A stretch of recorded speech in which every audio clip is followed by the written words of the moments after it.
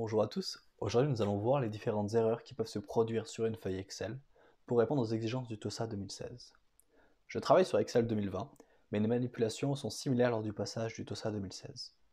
Le fichier Excel sur lequel nous travaillerons aujourd'hui sera partagé en lien dans la description si vous souhaitez vous entraîner par vous-même. Enfin, si vous avez des questions ou des besoins particuliers, n'hésitez pas à les mettre en commentaire. Premièrement, voici un tableau récapitulatif des types d'erreurs que vous pouvez trouver sur Excel. L'erreur NA signifie que la fonction qui cherche dans un tableau n'a pas pu trouver la valeur dans la plage où il le cherche.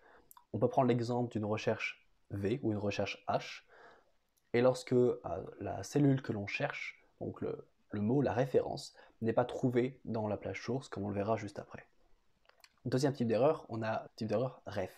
Ce type d'erreur existe lorsque la cellule sélectionnée n'existe pas. Ça peut être parce qu'elle a été supprimée ou parce qu'elle a été incorrectement orthographiée.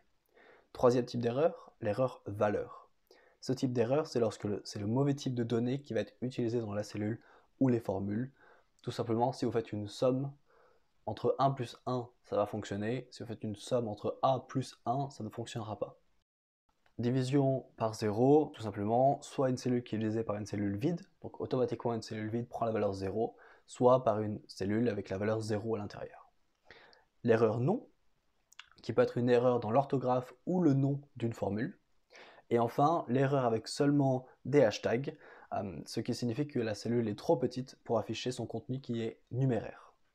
Deuxièmement, on va donc expliquer et voir les types d'erreurs en valeur réelle. Pour l'erreur NA, donc c'est, je rappelle, lorsque l'erreur se produit lorsque la valeur recherchée n'existe pas dans la plage de données sélectionnée.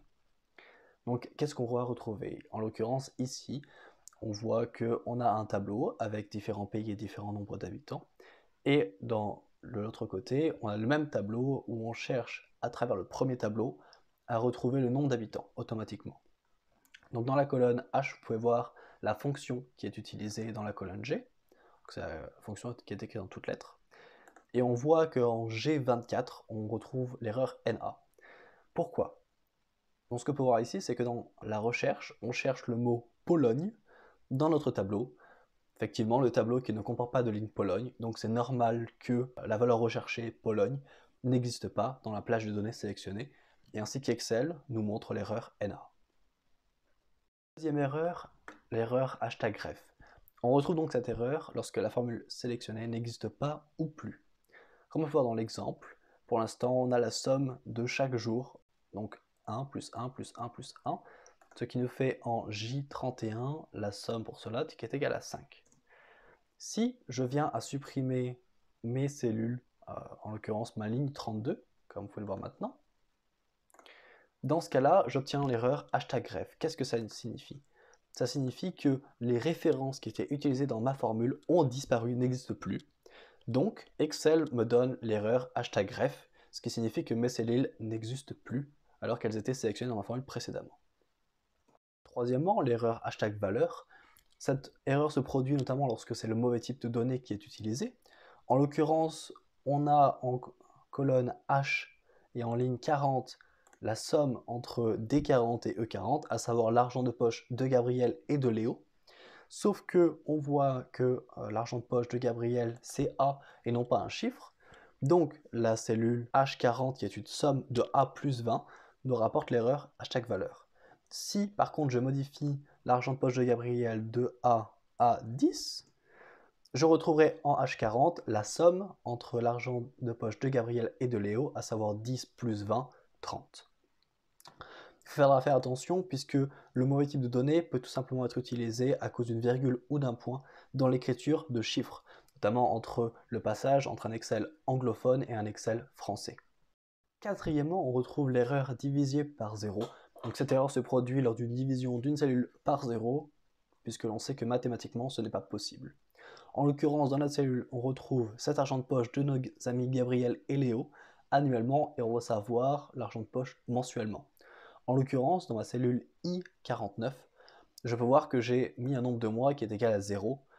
Ainsi, on retrouve dans la cellule D51 l'argent de poche de Gabriel annuel de 0 divisé par un nombre de mois de 0, ce qui me donne l'erreur divisé par 0. Si je viens à modifier le nombre de mois en I49 à 12, puisqu'une année comporte 12 mois. Cette erreur est modifiée et automatiquement, j'ai l'erreur qui disparaît puisque je ne divise plus par 0. Cinquième erreur, l'erreur #non. Cette erreur se produit lorsque le nom d'une formule ou le nom d'une cellule est mal orthographié. En l'occurrence, on retrouve dans la formule G58 cette erreur, #non, puisque j'ai introduit au lieu de égale somme avec 2m, égale somme avec 3m. Si par contre je modifie cette formule somme avec seulement 2m, puis que je fais tabulation, automatiquement il reconnaît cette formule et me permet de calculer la somme entre l'argent de poche de Gabriel et l'argent de poche de Léo. Enfin, sixième erreur, l'erreur des hashtags qui n'est pas vraiment une erreur.